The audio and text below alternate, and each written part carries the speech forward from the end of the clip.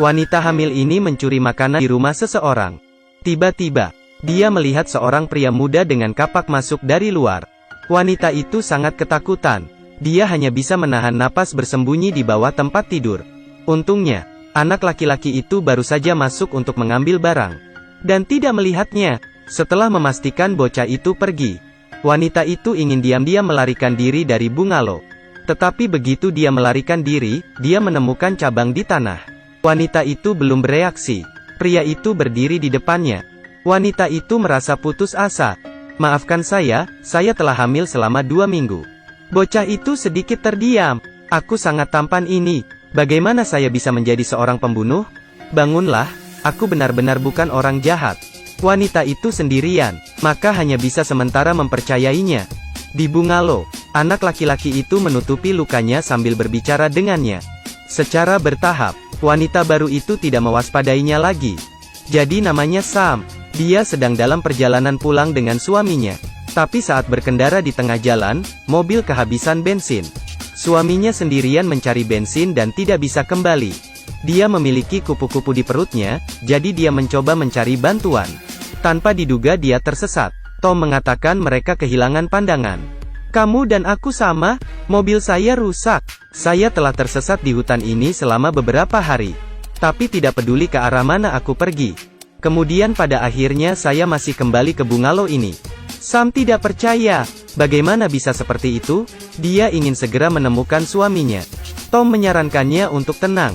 Pernahkah Anda melihat termometer internal di dinding? Kemarin malam adalah -5 derajat. Apakah Anda pikir suami Anda bisa hidup? Sam agak putus asa. Tom juga bisa membaca pikirannya.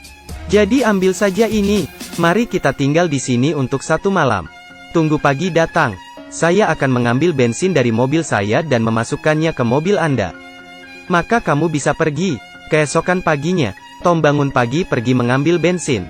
Sam terbangun oleh suara aneh. Dia membuka pintu. Di tanah ada seorang gadis tak sadarkan diri. Sam dengan cepat membawa gadis itu ke dalam rumah untuk menghangatkannya. Setelah bangun, gadis bernama Jody ini masih sangat bingung. Dia baru ingat bahwa sebelum dia pingsan, dia merampok di toko serba ada. Menodongkan pistol ke penjaga toko dan membuatnya membuka brankas. Penjaga toko mengatakan padanya kata-kata yang sangat aneh. Kata penjaga toko, mengapa tidak memilih kehidupan lain? Tapi memilih kehidupan perampok seperti ini? Saya bisa memberi Anda barang-barang di brankas. Tapi saya khawatir Anda tidak akan menyukainya jika Anda melihatnya. Di depannya adalah pemandangan putih, lalu dia muncul di sini. Setelah mengatakan semua tentang alasan dia muncul, Jody mulai berbicara dengan Sam. Tapi tidak lama, keduanya bertengkar, karena Jody bilang mereka ada di New York. Sebelum pingsan, dia dan pacarnya merampok supermarket di New York. Tapi Sam dengan tegas berpendapat bahwa tempat ini adalah Hawaii. Dia dan suaminya akan pergi ke Hawaii untuk mengunjungi kerabat. Sama sekali tidak bisa salah. Mereka berdua berasumsi bahwa yang lain gila. Semakin mereka berdebat semakin mereka marah. Pada saat ini, Tom kembali. Tom berkata, apakah kalian berdua bercanda? Bukankah kita sekarang di California? Pada saat ini, mereka bertiga benar-benar bingung. Ketiga orang itu berada ribuan kilometer jauhnya.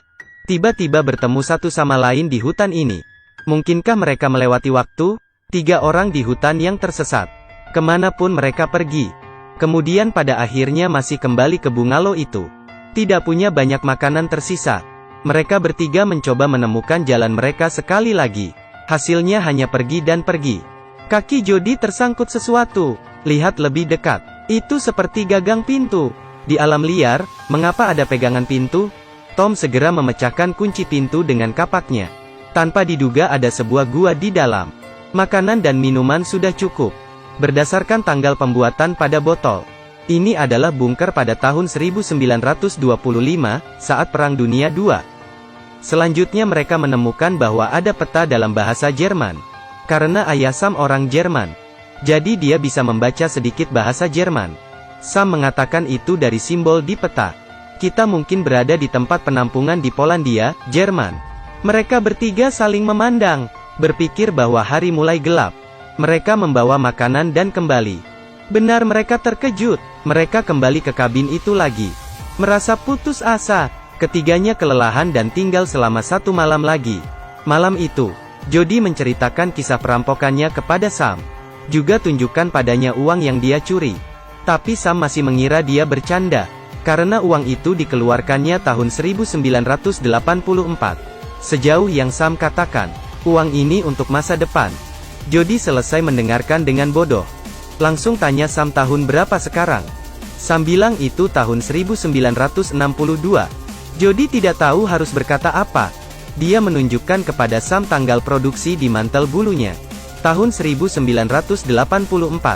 Mereka berdua tidak percaya ini. Dengan cepat bertanya kepada Tom tahun berapa sekarang. Tom bilang ini tahun 2011. Kali ini benar-benar gila. Menurut apa yang mereka katakan, Sam bisa menjadi ibu Jody. Bisa juga nenek Tom.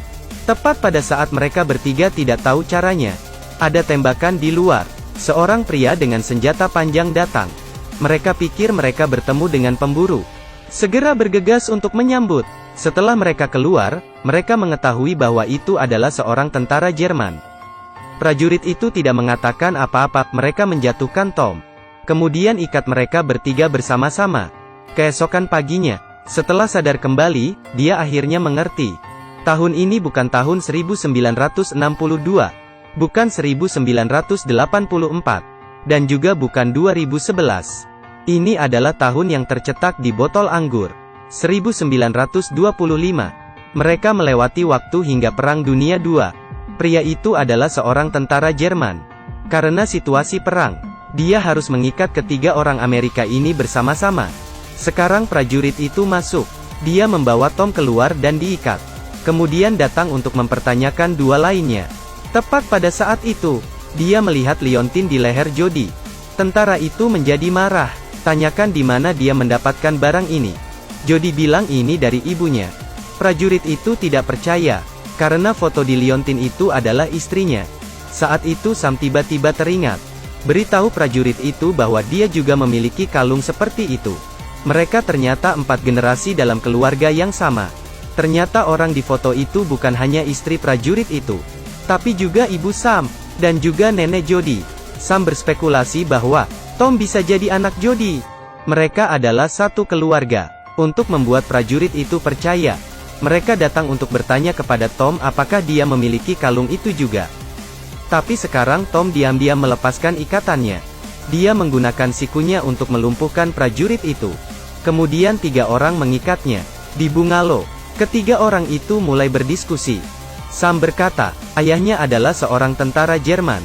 Dan dia adalah orang yang tepat di depannya. Dia meninggal dalam serangan udara selama Perang Dunia II. Kemudian ibunya menikah lagi dengan orang Amerika.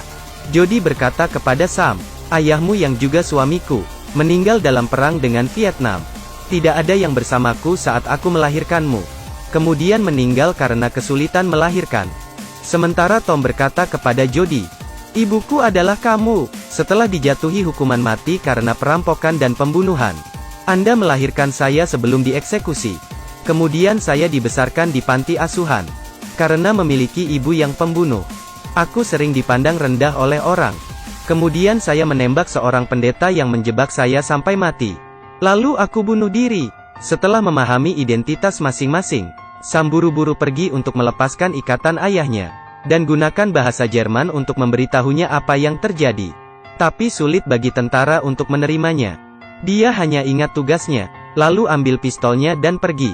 Pada saat ini Tom tiba-tiba menyadari, jika mereka di masa lalu, maka mereka bisa mengubah masa depan. Bagaimana jika prajurit itu tidak mati dalam serangan udara? Maka ibu Sam tidak akan menikah lagi. Dan ketika Sam melahirkan, orang tuanya ada di sisinya. Maka dia tidak akan mati karena kesulitan melahirkan. Sam tidak akan mati saat lahir. Maka putrinya, Jody tidak akan kehilangan ibunya. Juga tidak menjadi orang yang sewenang-wenang dan kejam. Di jalan perampokan dan pembunuhan. Tetapi jika Jody tidak merampok dan membunuh, kemudian putranya, Tom, tidak akan didiskriminasi sebagai anak pembunuh. Dan tentu saja dia tidak akan bunuh diri. Untuk mengubah semua itu, mereka harus membuat prajurit itu terus hidup. Dengan sedikit informasi, mereka berasumsi bahwa prajurit itu akan mati dalam serangan udara hari ini. Mereka harus memikirkan cara untuk membujuk prajurit itu memasuki bunker. Tapi prajurit itu tidak mengikuti, dia hanya ingin menyelesaikan misi. Melihat serangan udara yang akan datang, Tom hanya bisa terlepas, dengan paksa menahan prajurit itu. Dua orang sedang berkelahi. Dalam kekacauan, tentara itu melepaskan tembakan. Tanpa diduga menembak jatuh Jody. Tom dengan cepat menggendong ibunya dan berlari ke tanah.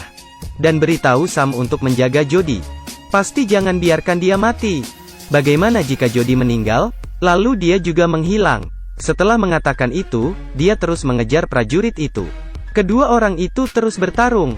Prajurit itu sangat marah. Dia memutuskan untuk menembaknya. Kali ini peluru menembus tubuh Tom lagi. Karena Jody sudah mati, Sam bergegas meneriaki ayahnya. Anda melakukan semuanya. Kaulah yang membunuh mereka. Jika Anda ingin menyelamatkannya, kamu harus bersembunyi bersamaku di tempat penampungan. Prajurit itu sepertinya mengerti. Sebelum serangan udara terjadi, dia melarikan diri ke tempat penampungan. Dan mampu menyelamatkan hidupnya. Pada waktu bersamaan, nasib mereka telah berubah. Memiliki orang tua di sisinya. Jody dari gadis yang kejam, menjadi gadis yang lembut dan elegan. Tapi semua hal ini, terima kasih kepada pemilik toko.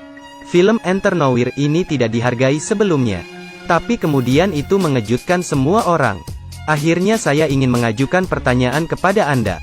Jika Anda memiliki kesempatan untuk kembali ke masa lalu, apa yang paling ingin Anda katakan?